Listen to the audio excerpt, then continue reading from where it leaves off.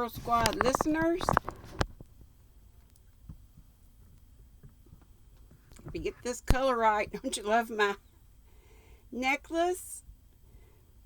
It's some yarn my sister gave me yesterday, and I've got to cake it up. So, I forgot I had it hanging around my neck till I turned this on. Oh, well. Stranger things have happened. Chapter 16, The Substance of Things Hoped For. This is Anne of Avonlea. Remember, if you're new and you don't know this, I have, when you go to my channel, go to the tab that says Playlist, and I have the playlist of every book I've read, which has been quite a few, in almost a year's time. I forgot exactly when I first started reading, but the first book in this series was just one book back. It was Anne of Green Gables, and this is the second, Anne of Avonlea. "Anne," said Davy appealingly, scrambling up the shiny leather-covered sofa in the Green Gables kitchen where Anne sat reading a letter. "Anne, I'm awful hungry. You've no idea." "I'll get you a piece of bread and butter in a minute," said Anne absently. Her letter evidently contained some exciting news, for her cheeks were as pink as the roses on the bush outside, and her eyes were as starry as only Anne's could be. "But I ain't bread and butter hungry," said Davy in a disgusted tone. I'm plum cake hungry." "Oh," laughed Anne, laying down her letter and putting her arm about Davy to give him a squeeze. "That's a kind of hunger that can be endured very comfortably, Davy boy. You know it's one of Marilla's rules that you can't have anything but bread and butter between meals." "Well, give me a piece then, please." Davy had been at last taught to say please, but he generally tacked it on as an afterthought. He looked with approval at the generous slice Anne presently brought to him. "You always put such a nice lot of butter on it, Anne. Marilla spreads it pretty thin. It slips down a lot easier when there's plenty of butter." The slice slipped down with tolerable ease, judging from his rapid disappearance. Davy slid head first off the sofa, turned a double somersault on the rug, and then sat up and announced decidedly, "Anne, I've made up my mind about heaven. I don't want to go there." "Why not?" asked Anne gravely. "'Cause heaven is in Simon Fletcher's garret, and I don't like Simon Fletcher." "Heaven in Simon Fletcher's garret," gasped Anne, too amazed even to laugh. "Davy Keith, whatever put such an extraordinary idea into your head?" "Well, Milty Boulter says that's where it is. It was last Sunday in Sunday school. The lesson was about Elijah and Elisha, and I up and asked Miss Rogerson where heaven was. Miss Rogerson looked awful offended. She was cross anyhow, because when she'd asked us what Elijah left Elisha when he went to heaven, Milty Boulter said his old clothes, and us fellas all laughed before we thought. I wish you could think first and do things afterwards, 'cause then you wouldn't do them. But Milty didn't mean to be disrespectful. He just couldn't think of the name of the thing. Miss Rogerson said heaven was where God was, and I wasn't to ask questions like that. Milty nudged me and said in a whisper, 'Heaven's in Uncle Simon's garret, and I'll explain about it on the road home.' So when we was coming home, he explained. Milty's a great hand at explaining things. Even if he don't know anything about a thing, he'll make up a lot of stuff, and so you get it explained all the same. His mother is Mrs. Simon's sister, and he went with her to the funeral when his cousin Jane Ellen died. The minister said she'd gone to heaven, though Milty says she was lying right before them in the coffin, but he supposed they carried the coffin to the garret afterwards. Well, when Milty and his mother went upstairs after it was all over to get her bonnet, he asked her where heaven was that Jane Ellen had gone to, and she pointed right to the ceiling and said, "Up there." Milty knew there wasn't anything but the garret over the ceiling, so that's how he found out. And he's been awful scared to go to his Uncle Simon's ever since. Anne took Davy on her knee and did her best to straighten out his theological tangle. She was much better fitted for the task than Marilla, for she remembered her own childhood and had an instinctive understanding of the curious ideas that 7-year-olds sometimes get about matters that are, of course, very plain and simple to grown-up people. She had just succeeded in convincing Davy that heaven was not in Simon Fletcher's garret when Marilla came in from the garden, where she and Dora had been picking peas. Dora was an industrious little soul and never happier than when helping in various small tasks suited to her chubby fingers. She fed chickens, picked up chips, no, wiped dishes, and ran errands galore. She was neat, faithful, and observant. She never had to be told how to do a thing twice, and never forgot any of her little duties. Davy, on the other hand, was rather heedless and forgetful, but he had the born knack of winning love, and even yet Anne and Marilla liked him the better. While Dora proudly shelled the peas and Davy made boats of the pods with masts of matches and sails of paper, Anne told Marilla about the wonderful contents of her letter. "Oh, Marilla, what do you think?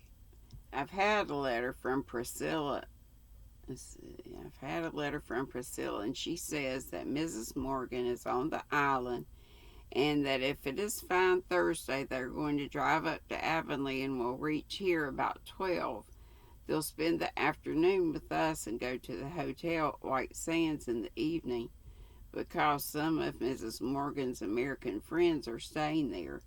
Oh, Marilla, isn't it wonderful? I can hardly believe I'm not dreaming." "I dare say Mrs. Morgan is a lot like other people," said Marilla dryly, although she did feel a trifle excited herself. Mrs. Morgan was a famous woman, and a visit from her was no commonplace occurrence. "They'll be here to dinner then?"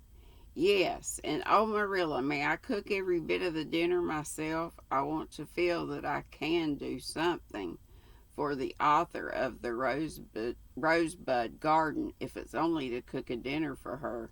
You won't mind, will you?" "Goodness, I'm not so fond of stewing over a hot fire in July that it would vex me very much to have someone else do it. You're quite welcome to the job." "Oh, thank you," said Anne, as if Marilla had just conferred a tremendous favor. "I'll make out the menu this very night." "You'd better not try to put on too much style," warned Marilla, a little alarmed by the high-flown sound of menu. "You'll likely come to grief if you do." "Oh, I'm not going to put on any style, if you mean trying to do or have things we don't usually have on festal occasions," assured Anne. "What would be affection, and although I don't know I haven't as much sense and steadiness as a girl of 17 and a schoolteacher ought to have, I'm not so silly as that, but I want to have everything as nice and dainty as possible. Davy boy, don't leave those pea pods on the back stairs. Someone might slip on them. I'll have a light soup to begin with. You know I can make lovely cream of onion soup. And then a couple of roast fowls. I'll have the 2 white roosters. I have real affection for these roosters, and they've been pets ever since the gray hen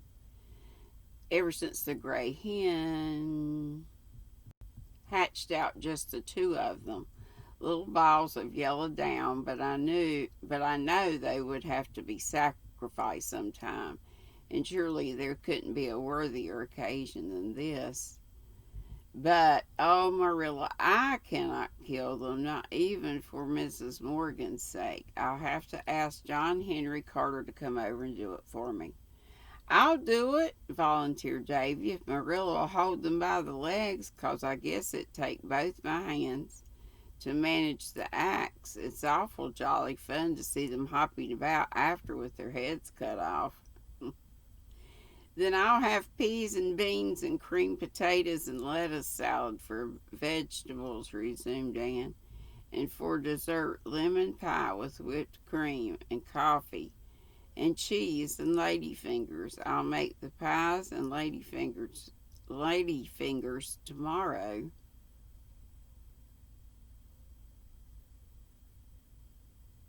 Well, where'd it go? Ah, and do up my white muslin dress. And I must tell Diana tonight, for she'll want to do up hers. Mrs. Morgan's heroines are nearly always dressed in white muslin, and Diana and I have always resolved that that was what we would wear if we ever met her. It will be such a delicate compliment, don't you think? Davy, dear, you mustn't poke pea pods into the cracks of the floor. I must ask Mr. and Mrs. Allen and Miss Stacy to dinner too, for they're all very anxious to meet Mrs. Morgan. It's so fortunate she's coming while Miss Stacy is here. Davy, dear, don't set the pea pods in the water bucket. Go out to the trough.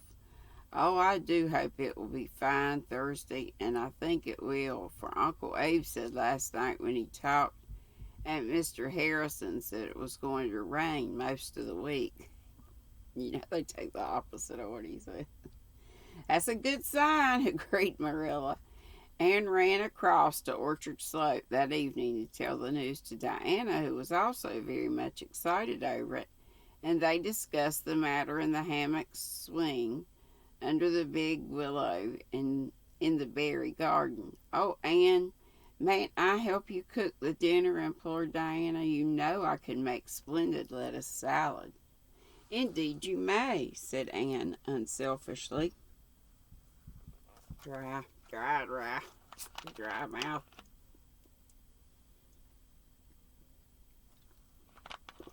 I hate it when it gets to there and then it's like, no bubbles anymore. It's just, ugh. Sorry about that. Said Anne unselfishly, and I shall want you to help me decorate too. I mean to have the parlor simply a bower of blossoms and the dining table to be adorned with wild roses. Oh, I do hope everything will go smoothly. Mrs. Morgan's heroines never get into scrapes or are at it and are taken at a disadvantage. And they're always so self-possessed and such good housekeepers. They seem to be born good housekeepers. You remember that Gertrude in Edgewood days? Kept house for her father when she was only 8 years old. When I was 8 years old, I hardly knew how to do a thing except bring up children. Mrs. Morgan must be an authority on girls when she has written so much about them, and I do want her to have a good opinion of us. I've imagined it all out a dozen different ways, what she'll look like and what she'll say, what I'll say, and I'm so anxious about my nose. There are 7 freckles on it, as you can see. They came at AVIS picnic when I went around in the sun without my hat. I suppose it's ungrateful of me to worry over them when I should be thankful they're not spread all over my face as they once were. But I do wish they hadn't come. All Mrs. Morgan's heroines have such perfect complexions. I can't recall a freckled one among them. Yours are not very noticeable, comforted Diana. Try a little lemon juice on them tonight. The next day, Anne made her pies and ladyfingers did up her muslin dress, and swept and dusted every room in the house, a quite unnecessary proceeding, for Green Gables was, as usual, in apple pie order, dear to Marilla's heart. But Anne felt that a fleck of dust would be a desecration in a house that was to be honored by a visit from Charlotte E. Morgan. She even cleaned out the catch-all closet under the stairs, although there was not the remotest possibility of Mrs. Morgan seeing its interior. But I want to feel that it is in perfect order, even if it isn't easy to see it. Yeah. Anne told Marilla, you know, in her book, Golden Keys, she makes her two heroines, Alice and Louisa, take for their motto that verse of Longfellow's, in the elder days of art, builders wrought with greatest care, each minute an unseen part, for the gods see everywhere. And so they always kept their cellar stairs scrubbed, and never forgot to sweep under the beds. I should have a guilty conscience if I thought this closet was in disorder when Mrs. Morgan was in the house. Ever since we read Golden Keys last April, Diana and I have taken that verse for our motto.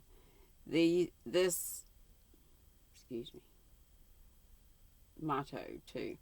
That night, John Henry Carter and Davy between them contrived to execute the two wild white roosters, and Anne dressed them, the usually distasteful task glorified in her eyes by the destination of the plump birds. I don't like picking fowls, she told Marilla, but isn't it fortunate we don't have to put our souls into what our hands may be doing? Itchy nose. I've been picking chickens with my hands, but in my imagination I've been roaming the Milky Way. I thought you'd scattered more feathers over this floor than usual, remarked Marilla. Then Anne put Davy to bed and made him promise that he would behave perfectly for the next day. Think he's going to keep it? I don't think he can help it. If I'm as good can be all day tomorrow, will you let me be just as bad as I like all the next day? Asked Davy. I couldn't do that, said Anne discreetly, but I'll take you and Dora for a row in the flat right to the bottom of the pond. We'll go back ashore on the sand hills and have a picnic. It's a bargain, said Davy. It'll be good, you bet. I meant to go over to Mr. Harrison's and fire peas from my new pop gun at Ginger, but another day'll do just as well. I expect it will be just like Sunday, but a picnic at the shore will make up for that. And that's all. Have a great day, and it's Wednesday, hump day. So I'll be on live at 5 today. Set alarms. Don't expect to get a notification. Always set alarms. Monday, Wednesday, Friday at 5 Eastern. Whatever time that is for you. Saturday and Sunday 2 hours earlier at 3. Okay? Love you bunches. Be sweet. Don't be ugly. And hope to see you at 5. Also, watch out for Watch GrannyDee Wednesday. I actually had already pre-recorded that one, and I think it was of me dyeing the acrylic yarn. And it probably cut off on me at the end, so if it does, you'll know why. Phone died, memory eating up, something, whatever. Whatever it does to aggravate you. Oh, I forgot to turn my lights on. Well, doggone. I will for live today. Bye-bye.